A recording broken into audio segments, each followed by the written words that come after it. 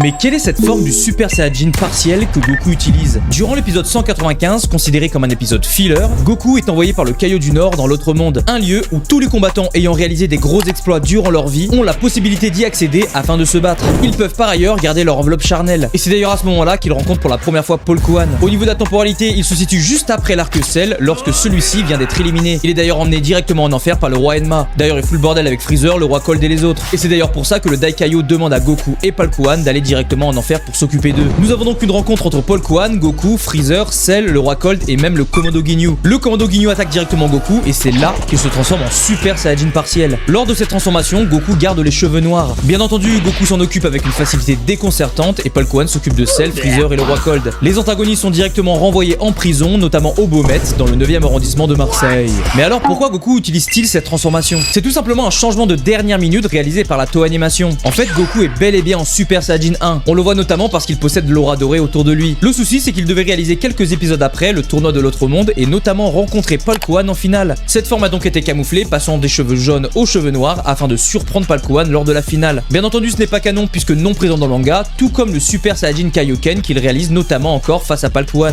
D'ailleurs, petite anecdote, Vegeta l'utilise lors du combat contre Broly. Il a également les cheveux noirs avec l'aura dorée. Donc au final, est-ce qu'on pourrait rendre canon ce Super Saiyajin?